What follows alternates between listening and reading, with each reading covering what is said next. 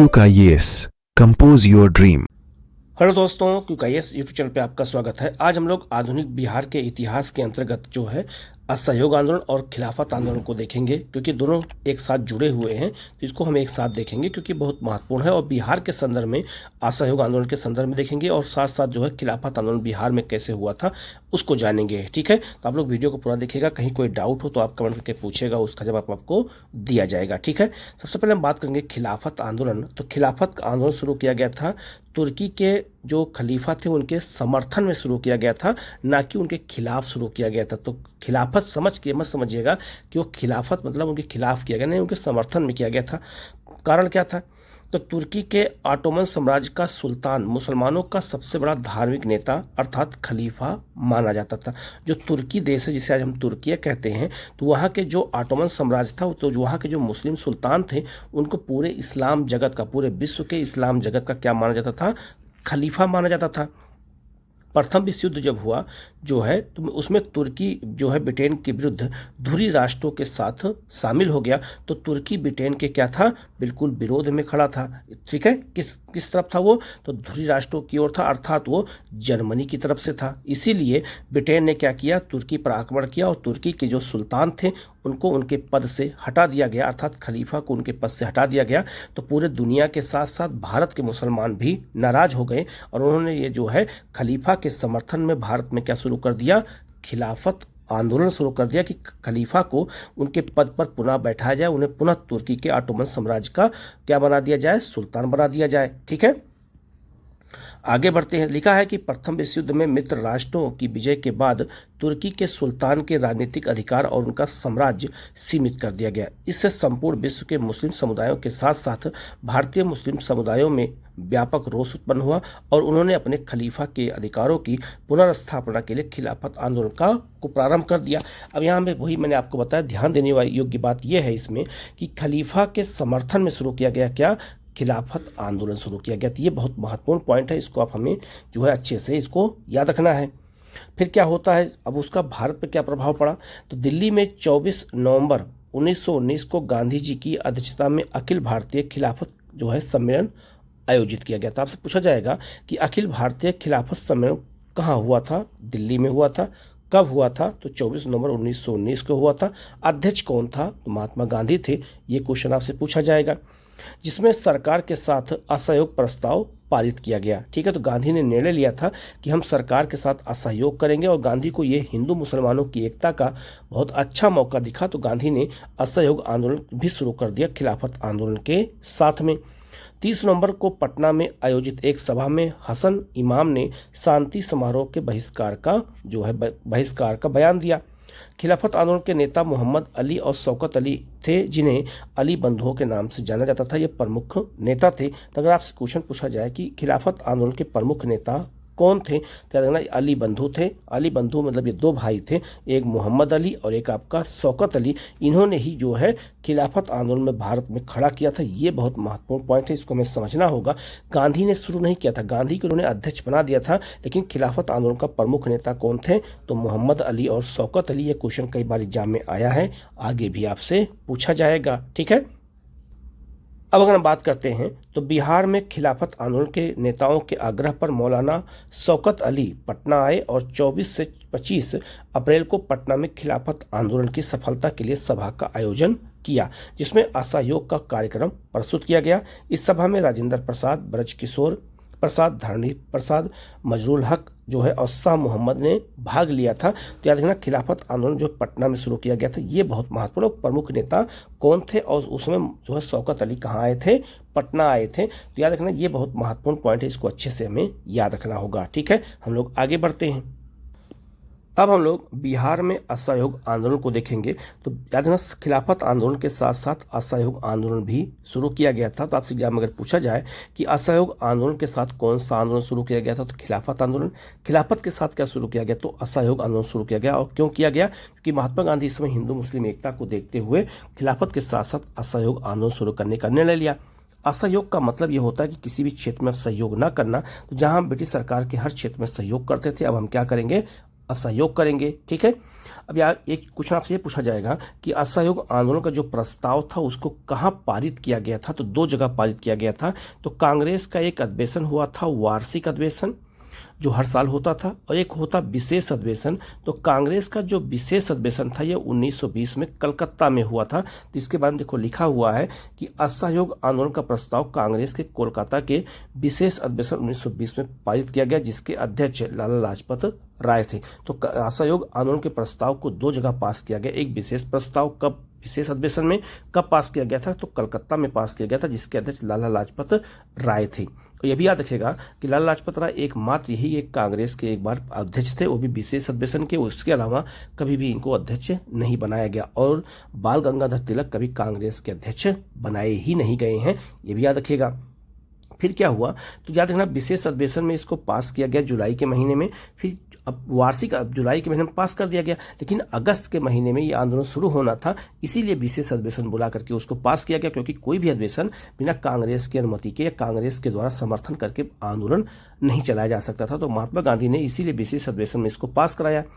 फिर इसका वार्षिक अधिवेशन में भी दोबारा पास कराया गया। आंदोलन चलता रहा, लेकिन एक औपचारिकता पूरी करते हुए उसको जो है कहाँ पास किया गया, तो 1920 के कांग्रेस के वार्षिक अधिवेशन जिसका आयोजन नागपुर में किया हुआ था, इस प्रस्ताव को दोबारा पारित कराया गया, जिसके अध्यक्ष विजय राघवाचारी थे। तो कांग्रेस का जो वार्षिक अधिवेशन था वो नागपुर में हुआ, वहां भी इसको एक तरह से पास कराया गया। तो आपसे पूछा जाएगा कि असहयोग आंदोलन के प्रस्ताव को कितनी बार पास कराया गया, तो दो बार पास कराया गया। पहली बार कहाँ, तो विशेष अधिवेशन कोलकाता अर्थात कलकत्ता में, जिसके अध्यक्ष लाला लाजपत राय थे, और दूसरी बार नागपुर में, जिसके अध्यक्ष विजय राघवाचारी थे। दो बार पास कराया गया, एक विशेष अधिवेशन में, एक वार्षिक अधिवेशन में। तो इस पॉइंट को याद रखना, क्योंकि यहाँ से क्वेश्चन आपसे एग्जाम में पूछा जाएगा। ठीक है, अब बात करते हैं असहयोग आंदोलन शुरू करने का कारण क्या था। तो पहला कारण था 1919 के अधिनियम का विरोध करना। जो 1919 का अधिनियम आया था उसका विरोध करने के लिए ये आंदोलन शुरू किया गया। दूसरा, रोलेट एक्ट का कानून के खिलाफ। जो रोलेट एक्ट कानून था, जिसे हम क्या कहते थे, काला कानून कहते थे, बिना वकील, बिना अपील, बिना दलील का कानून कहते थे। तो रोलेट एक्ट के खिलाफ भी जो है यह आंदोलन था। और तीसरा, जलियांवाला बाग हत्याकांड का विरोध। ये तीन कारण थे जिनकी वजह से असहयोग आंदोलन शुरू करने का निर्णय गांधी ने लिया। किसके साथ, खिलाफत आंदोलन के साथ। अब आपसे क्वेश्चन पूछा जाएगा कि जो है असहयोग आंदोलन की अगर बात की जाए, शुरुआत की बात की जाए, तो याद रखिएगा इसे हम अगस्त आंदोलन भी कहते हैं, ये भी याद रखिएगा। तो अगस्त आंदोलन क्यों कहते हैं, क्योंकि ये अगस्त के महीने में शुरू हुआ था। तो याद रखना खिलाफत, ये क्या कहते हैं, खिलाफत के बाद तो असहयोग आंदोलन को अगस्त आंदोलन भी कहा जाता है। इस बात को आप अच्छे से याद रखिएगा। और याद रखना अगस्त क्रांति किसको कहते हैं, तो भारत छोड़ो आंदोलन को अगस्त क्रांति कहा जाता है। ये याद रखना, ये भी क्वेश्चन आपसे पूछा जा सकता है। तो असहयोग आंदोलन जो शुरू किया गया 1 अगस्त 1920 को, असहयोग आंदोलन जो है असहयोग बाद में शुरू किया गया, और इसे 1 अगस्त आंदोलन के नाम से भी जाना जाता है।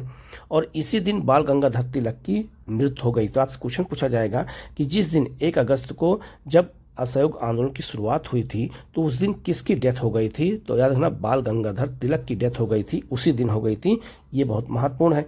याद रखना, जिस कारण कांग्रेस के नेताओं ने तिलक फंड, तो इनकी याद में एक तिलक फंड बनाया गया और कहा गया कि उसमें हम 1 करोड़ रुपया इकट्ठा करेंगे और उस 1 करोड़ रुपये का हम चरखा बंटवाएंगे और पूरे देश में स्वराज्य और सुशासन को बढ़ावा देने का काम करेंगे, आंदोलन के लिए हम पैसा खर्च करेंगे। तो तिलक फंड में अगर पूछा जाए कितना पैसा इकट्ठा करने की बात कही गई थी, तो 1 करोड़ रुपया इकट्ठा करने की बात कही गई थी। ये बात याद रखना, क्योंकि ऐसे क्वेश्चन एग्जाम में ज़्यादा पूछे जाते हैं, तो हमें ऐसे क्वेश्चन को याद करना बहुत जरूरी है, क्योंकि ऐसे क्वेश्चन जब आते हैं तो गलत होने का चांस भी ज़्यादा होता है। तो तिलक फंड कब बनाया गया, तो उन्हीं की याद में बनाया गया था। ये भी आपको अच्छे से याद रखना होगा, क्योंकि ऐसे ही क्वेश्चन एग्जाम में आपसे पूछे जाते हैं। ठीक है, अब ये भी याद रखिएगा तिलक फंड में 1 करोड़ रुपए इकट्ठा करने का निर्णय लिया गया। तो बिहार में कितना धनराशि एकत्रित करने का निर्णय लिया गया था, तो बिहार में निर्णय लिया गया कि हम 9 लाख, ठीक है, बिहार में कहा गया कि हम 9,42,000 रुपए जो है क्या करेंगे, इकट्ठा करेंगे। लेकिन पैसा इकट्ठा कितना हुआ, तो याद रखना 7.5 लाख रुपए इकट्ठा हुआ है। कहाँ पर, तो याद रखना जो है बिहार में इकट्ठा हुआ है, तिलक फंड में पैसा दिया गया। या लक्ष्य इतने का रखा गया था, लेकिन इकट्ठा कितना हुआ, तो 7.5 लाख रुपए इकट्ठा हुआ है। ये बहुत महत्वपूर्ण है, क्योंकि ये भी क्वेश्चन आपसे बिहार के संदर्भ में पूछा जा सकता है। ठीक है, ये बहुत महत्वपूर्ण है, इसको आप अच्छे से याद रखिएगा। ठीक है, फिर क्या होता है, तो असहयोग आंदोलन के प्रमुख कार्यक्रम क्या थे, तो एक नकारात्मक कार्यक्रम था, एक आपका रचनात्मक कार्यक्रम था। तो याद रखना, जिन क्षेत्रों में हमें असहयोग करना है उनको हमने क्या नाम दिया, नकारात्मक कार्यक्रम नाम दिया, कि हम इन क्षेत्रों में अब सहयोग सरकार का नहीं करेंगे, इसीलिए इसका नाम क्या पड़ गया, असहयोग आंदोलन पड़ गया। तो नकारात्मक कार्यक्रम में ये था कि हमें किन किन क्षेत्रों में सहयोग नहीं करना है, ठीक है, और कौन कौन से हमें रचनात्मक कार्य करने हैं, नया काम करना है जो केवल हमारे देशवासियों का हो। तो पहला काम क्या किया गया, सरकारी उपाधियों का त्याग कर दिया गया। तो सरकारी उपाधियों को परित्याग किया गया, जितने लोग सरकारी उपाधियां पाए हैं सब त्याग करेंगे। लेकिन याद रखिएगा, ये बहुत महत्वपूर्ण है कि महात्मा गांधी ने जो है इसी समय सारी उपाधियों को त्याग किया था, ना कि किस समय जो है जलियांवाला बाग हत्याकांड के समय जो है रविन्द्रनाथ टैगोर ने अपनी उपाधि त्याग दिया था, सर की उपाधि। लेकिन महात्मा गांधी ने उस समय उपाधि नहीं त्यागा था, त्यागा कहाँ पे था, असहयोग आंदोलन के समय। तो महात्मा गांधी जब उपाधि त्यागने की बात आई तो सबसे पहले महात्मा गांधी ने अपनी सारी उपाधियों को त्याग दिया था, चाहे वो सार्जेंट की उपाधि हो, चाहे केसरी हिंद की उपाधि हो, चाहे वो आपका जुलू पदक हो, सारी जो है उपाधियां महात्मा गांधी ने त्याग दिया। दूसरा, सरकारी स्कूल और कॉलेजों का बहिष्कार किया गया कि अब कोई भी सरकारी स्कूल और कॉलेज में नहीं पढ़ेगा। सरकारी उत्सव और समारोह का बहिष्कार किया गया कि कोई भी सरकारी उत्सव समारोह का में नहीं जाएगा कोई भारतीय। जैसे जो है क्रिसमस डे मनाया जाए, चाहे महारानी का बर्थडे मनाया जाए, तो महारानी का बर्थडे कहाँ मनाया जाता था, इंग्लैंड में, लेकिन उसका जो पार्टी कहाँ होती थी, समारोह कहाँ होता था, भारत में होता था। तो उसमें बहुत से लोग जाते थे, लेकिन ये हुआ कि वहाँ कोई नहीं जाएगा। विदेशी वस्तुओं का बहिष्कार किया गया। स्थानीय चुनाव का बहिष्कार किया गया कि कोई भी स्थानीय चुनाव में नहीं जाएगा, हम स्थानीय चुनाव को नहीं लड़ेंगे। सरकारी अदालतों का बहिष्कार किया गया कि सरकारी अदालतों में अब कोई भी नहीं जाएगा, हम लोग अपनी पंचायती अदालतों का निर्माण करेंगे। तो ये सब जो बहिष्कार किया गया, इसी को नाम क्या दिया गया है, इसी को हम कहते हैं असहयोग कहते हैं। अब इन क्षेत्रों में हमें सहयोग नहीं करना है, ठीक है।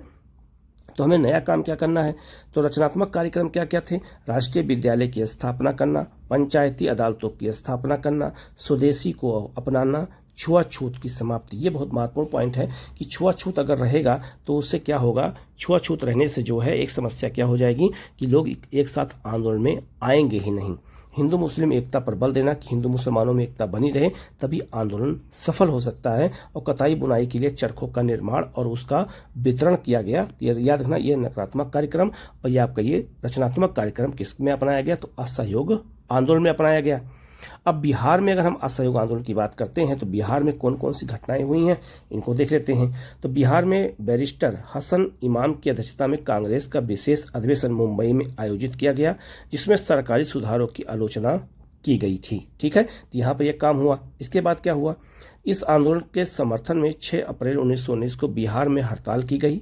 बिहार से डॉक्टर राजेंद्र प्रसाद, ब्रजकिशोर प्रसाद, मजरूल हक, गोरख प्रसाद, धरणी प्रसाद आदि नेताओं ने परिषद के चुनाव में अपनी उम्मीदवारी वापस ले लिया और कहा कि हम जो है एक तरह से चुनाव नहीं लड़ेंगे। तो इन लोगों ने अपना नाम क्या कर लिया, वापस ले लिया। ये बहुत महत्वपूर्ण है, ठीक है। इसके बाद क्या हुआ, डॉक्टर राजेंद्र प्रसाद की अध्यक्षता में भागलपुर में बिहार प्रांतीय सम्मेलन का 12वां अधिवेशन आयोजित किया गया। तो पूछा जाएगा कि जो है किसकी अध्यक्षता में, तो राजेंद्र प्रसाद की अध्यक्षता में, कहां पर, भागलपुर में। किसकी बैठक थी, तो बिहार प्रांतीय सम्मेलन की बैठक, 12वीं बैठक बुलाई गई। इसमें असहयोग आंदोलन का समर्थन किया गया, कहां पर, भागलपुर में किया गया। ये भी बहुत महत्वपूर्ण है, ठीक है। फिर क्या हुआ, महात्मा गांधी ने 6 फरवरी 1921 को बिहार में राष्ट्रीय जो है महाविद्यालय तथा बिहार विद्यापीठ का उद्घाटन किया है। तो आपसे पूछा जाएगा कि महात्मा गांधी ने राष्ट्रीय महाविद्यालय और आपका बिहार विद्यापीठ का उद्घाटन कब किया था, तो याद रखना 6 फरवरी 1921 को किसने किया था, महात्मा गांधी ने किया था। ये भी हमें अच्छे से याद रखना होगा। इसके अलावा क्या हुआ, असहयोग आंदोलन के दौरान ब्रिटेन के राजकुमार प्रिंस ऑफ वेल्स का पटना आगमन हुआ था। पूछा जाता है कि किस आंदोलन के दौरान प्रिंस ऑफ वेल्स भारत आए थे, तो याद रखना जो है असहयोग आंदोलन के दौरान। कहाँ आए थे, पटना आए थे। कब आए थे, 22 जो है दिसंबर 1921 को आए थे, जिसके विरोध में पूरे शहर में हड़ताल आयोजित की गई। तो प्रिंस ऑफ वेल्स कब, डेट याद रखना, ये डेट याद रखना कि वो कब जो है बिहार के पटना पहुंचे थे। ये भी क्वेश्चन आपसे एग्जाम में पूछा जाएगा, ठीक है। इसके बाद क्या होता है, मौलाना मजरूल हक ने जो है पटना के सदाकत आश्रम से ही मदरलैंड नामक एक अखबार का प्रकाशन किया था। और ये भी याद रखना कि जो सदाकत आश्रम है, याद रखना ये पटना में था। इसकी स्थापना मौलाना मजरूल हक ने किया था। ठीक है, लेकिन ये भी याद रखिएगा कि ये ज़मीन किसने दिया था। तो असहयोग आंदोलन के दौरान मजरूल हक ने दीघा के पास जो है मित्र खैरू मियाँ से दान में प्राप्त भूमि पर इस आश्रम की स्थापना की थी। नाम क्या है? सदाकत आश्रम। तो खैरू मियाँ नामक जो है इनके मित्र थे, इन्होंने ही जमीन दिया था दीघा के पास। बिहार के पास दीघा है, पटना के पास, तो वहीं पर जमीन दिया था। तो मजरूल हक ने तब जा करके जो है मजरूल हक ने वहाँ पे क्या बनाया था? सदाकत आश्रम बनाया था। तो क्वेश्चन पूछा जा सकता है कि वो जमीन किसने दिया था? तो खैरू मियाँ दिए थे। ये बात याद रखना, क्योंकि ये क्वेश्चन आपसे एग्जाम में पूछा जा सकता है। ठीक है, इसके अलावा याद रखिएगा कि असहयोग आंदोलन के दौरान ही बिहार के शाहाबाद में नशाबंदी आंदोलन प्रारंभ हुआ था। तो नशाबंदी आंदोलन पूछा जाता है कहाँ हुआ था? तो बिहार के शाहाबाद में हुआ था, नवंबर 1920 में हुआ था, और लोगों ने नशा छोड़ने की अपील की गई थी। ठीक है, इसके अलावा याद रखिएगा असहयोग जो है अगर देखा जाए आंदोलन जब चरम स्थिति पर था, उसी समय उत्तर प्रदेश के चोरी चौरा गोरखपुर नामक स्थान पर 4 फरवरी, याद रखना पहले इसको 5 फरवरी किताब में लिखा होता था, लेकिन अब सरकार ने इस डेट को बदल दिया 2018 में। तो 4 फरवरी 1922 को हिंसा के कारण असहयोग आंदोलन को स्थगित कर दिया। महात्मा गांधी ने स्थगित का घोषणा कब किया? याद रखना, ये भी याद रखना, 12 फरवरी 1922 को आंदोलन वापस हुआ है, ये बात याद रखना। और शुरू कब हुआ था? तो 1 अगस्त को शुरू हुआ था। 1 अगस्त 1920 को शुरू हुआ और 12 फरवरी 1922 को समाप्त हुआ। तो शुरू होने का डेट और प्रारंभ और समाप्त होने का डेट याद रखना। तो 4 फरवरी की घटना के बाद 12 फरवरी को महात्मा गांधी ने इस आंदोलन को वापस ले लिया। ठीक है, अब आपसे पूछा जाएगा बिहार में असहयोग आंदोलन के प्रमुख नेता कौन थे? तो शाह मोहम्मद जुबैर, याद रखना ये मुंगेर से थे, इन्होंने वहां पर इसका नेतृत्व किया था।